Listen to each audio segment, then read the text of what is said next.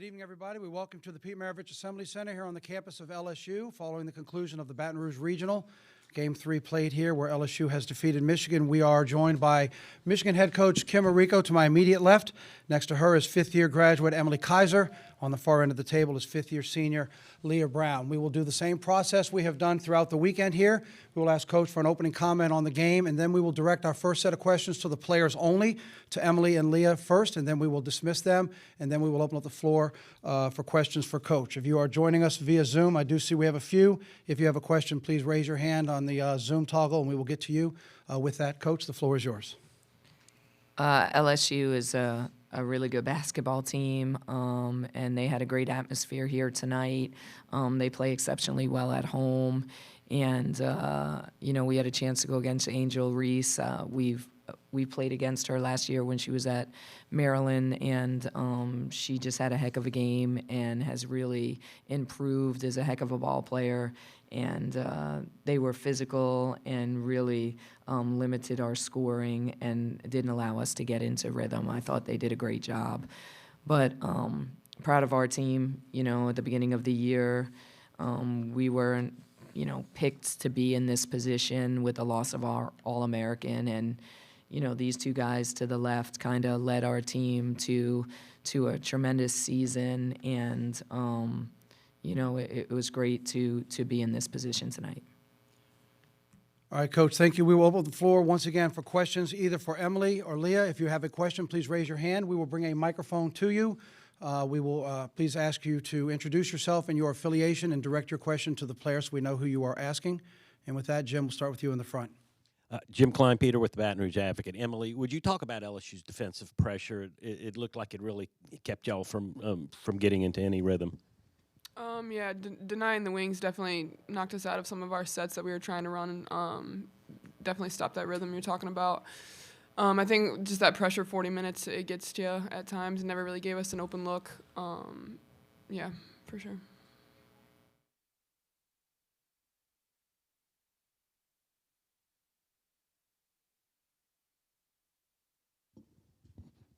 Emily and Leigha, you both came back for your fifth years. I was just wondering if you wanted to share any reflections on your time at Michigan with the program.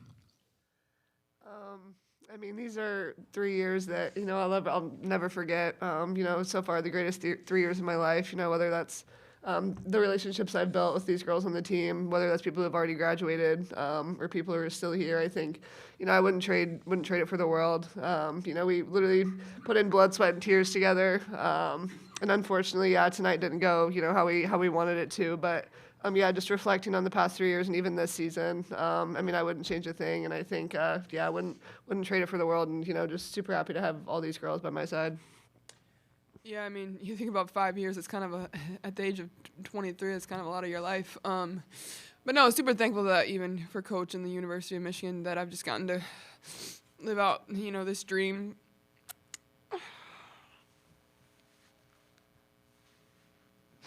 Sorry.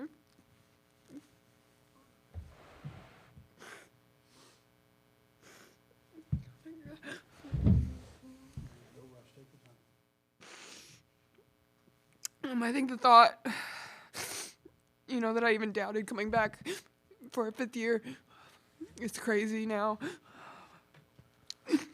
I'm sorry. I don't usually get like this. I think this is why they're a little surprised right now. No, I've had the time of my life this last year. I'm so thankful that without COVID, unfortunately, you never want something like that to happen, but it gave me this fifth year for the university and to, my journey. I didn't really get to play a lot at the beginning of my career. So to have this final year was huge.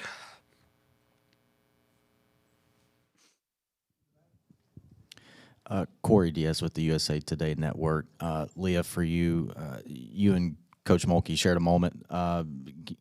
What could you possibly share about what she might have said to you? I just think, Coach Mulkey, there's a lot of respect there. Obviously, she's a legend. She was just telling me, great job.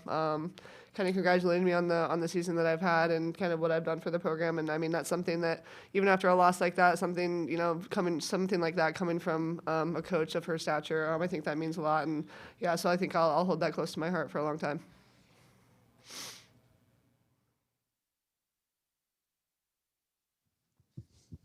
Hi, Evan Easterling, New York Times. For Leigha, from your perspective as, running the point, what did you see defensively from them in terms of maybe closing off passing lanes, something being open and then quickly closing, or just what they threw at you?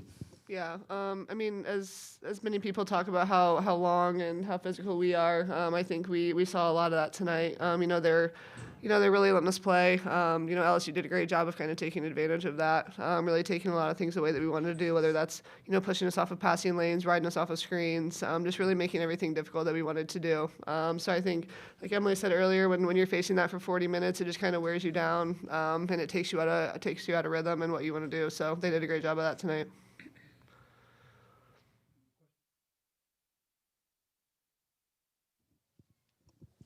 Chessa Boucher with WVLA Baton Rouge. Leigha, what was the message that Kim spoke to you about after the game with the embrace, if you don't mind sharing? Yeah, I think I answered that. It was just, congratulated me. Said that I was, a great player. Congratulated me on what I've done for this program. Like I said, it meant a lot to me.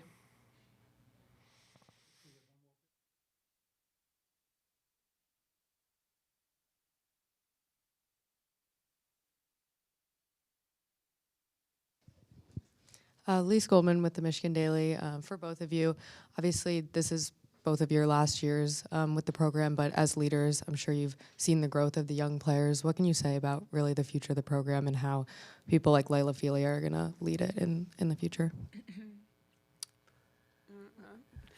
Yeah, I think it's huge. You can think about your time here, but I think even bigger, it's kind of what you leave behind. So I think they're going to do a great job. Leigha actually was a huge reason I even came back. She had called me and told me that she was gonna work for me all summer, so that when I came back, like this year was gonna be one to remember. Which I mean, without her tonight, it probably would have been even worse. So I think to have her at the head of that next year, I think they're gonna be in good hands for sure. Yeah, I think echoing off of that, I've kind of taken Leigha under my wing, since she's gotten here, especially last year when, I was out for a good chunk and she had to kind of fill in, being a freshman. And I think just the relationship that her and I have built, she's a hell of a basketball player, but I think she's an even better person. She was the first one in the locker room, coming up to us and, making sure we're okay, just telling us, good job. I think as unfortunate and sad as tonight was, I think seeing her really shine on the stage that we were playing on today in front of this crowd in the NCAA tournament. She did a great job tonight, and she really did keep us in it for the most part. And so, yeah, I think just really excited to see what she's going to be able to bring next year, and I think it'll be a great thing. So, Is that all for the players? We have one more right here. Last question for the players right here on the right. Hi, Emily, what was the battle like inside with their front court, especially Angel Reese? Yeah, it was super physical. I know we struggled a lot, or I struggled a lot, just blocking out, she could jump out of a gym. She's long. So I didn't do a great job of that in the first half. But yeah, super physical player. She finds a way to get her shot off. So yeah, probably definitely going to feel that tomorrow morning. Wish I did a better job, but yeah, she's a great player. Emily and Leigha, thank you all very much for your time. Congrats on your season and your outstanding careers, and best of luck in your future endeavors. We appreciate it. Pleasure meeting you all. All right, we will now address questions for Coach Arico once again. If you will please raise your hand and introduce yourself, your affiliation, and we will open up the floor for questions for head coach. William Weathers with Tiger Rag. I wanted to ask about your first shot defense tonight. They didn't shoot a high percentage, but they really killed you on the boards and the offensive boards. Yeah, we had 3 keys to the game, and one was our, defense and holding them under 40%. And looking at these stats, we were able to do that. We did a really good job until the fourth quarter, but it was the offensive rebounding that really killed us. And Emily is a little undersized and probably not nearly as strong as Angel, but she tried to get physical, and then when she got physical, she got called for an intentional foul, which was something that she's never gotten before in her career. So I'm interested to go back and look at that, because she told me she thought she had all ball. So I'm interested to see. But, yeah, it was definitely their offensive rebounding and their second chance opportunities that really hurt us.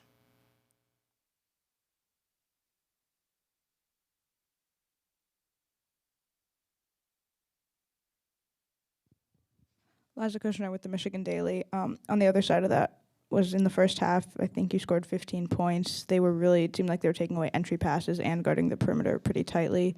What were they doing that was so effective that made it that you could only score 15 in the first? Yeah, they were really overplaying. I mean, overplaying. And then when we got the ball inside, they really doubled down and were just taking away passing lanes for any open shots. I mean, Maddie didn't even get a real clear look most of the game. So I thought their defensive pressure and intensity was great to start the game. I thought we got some early inside touches where we were able to score, but then they made an adjustment and took those away. We got some back cuts, too, where we were able to score, but it wasn't on a consistent basis. I thought their defensive pressure was great.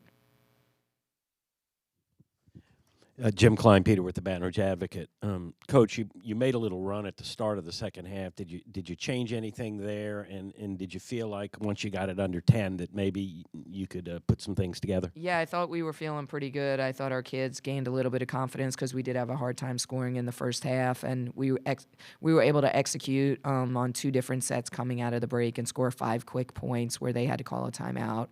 And once we had it at 10, we felt pretty good. But then I think there was an exchange of probably 4 or 5 possessions where neither team was able to score.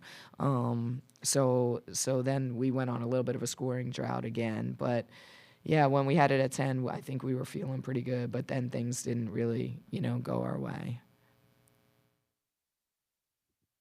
Hi, Evan Easterling, New York Times. After that run, just how big was that sequence where Reese gets the layup and then off the free throw, they get the offensive rebound and then making 3, that 5-point trip down the court? Yeah, because it was a 5-point swing by us, and then it was a 5-point swing by them. So it just felt like, yeah, we got momentum, and then the momentum went right back to them off of an offensive rebound again.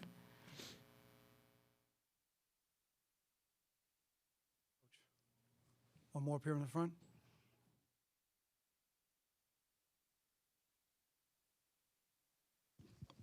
I was just wondering if you had anything you wanted to share about this year's senior class, the 2 fifth-years you've had who came back, and then the other players that make up the class.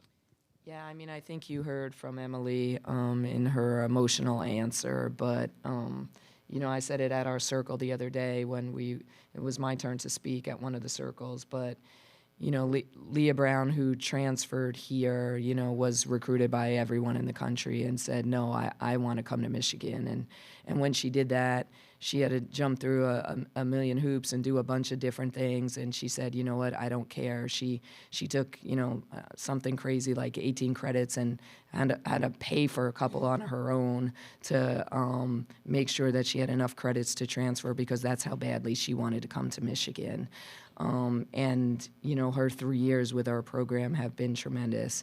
Emily Kiser, I talk about her story all the time, a kid that played 93 total minutes, backed up an All-American, but worked every single day. And like she said, she hesitated, after her 4th year, and now she's looking back and said, why did I even have any hesitation by coming back my 5th year? And was an all-Big Ten selection, but just a tremendous leader, a tremendous representative of our university and our program. So, just fortunate that I get to coach just such great people. And, you want to talk about Maddie and Michelle, kind of the same thing, and Maddie's story, you guys know it better than anybody. They, our doc the first week there said she might not ever play basketball again. And, here we are, she's gone to a Sweet 16 and Elite 8 and, an NCAA tournament every year possible. So I think, they've been a special group.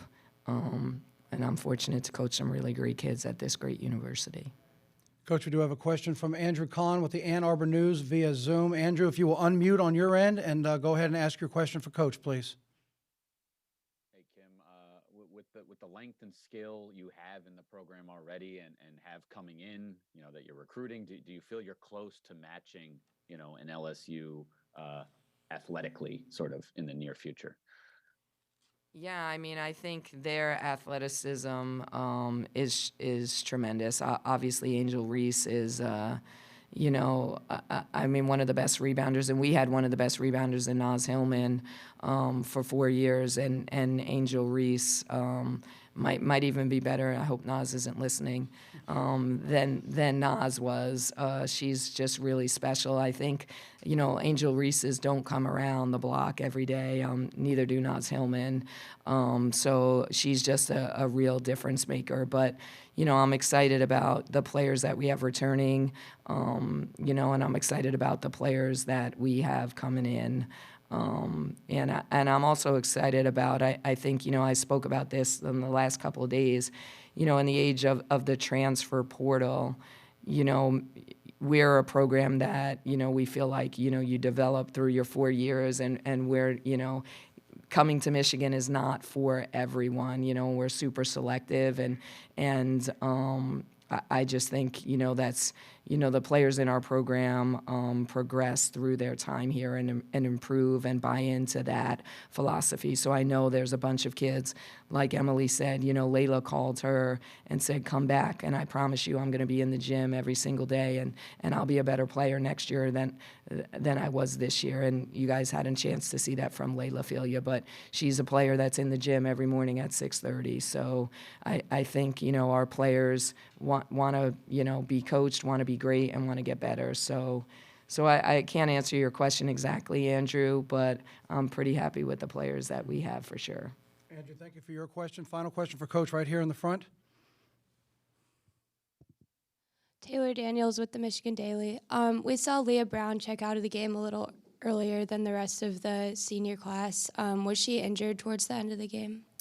Yeah, Leigha hasn't been 100% this weekend, and she's a heck of a player. And I just at that point I thought that we were down by a little bit, and I was going to give somebody else an opportunity to come in. But Leah's just been so tremendous for us. She's such a competitor that, even if she has a tweaked ankle, she's going to go out there and give you every single thing that she has, which she did this whole tournament.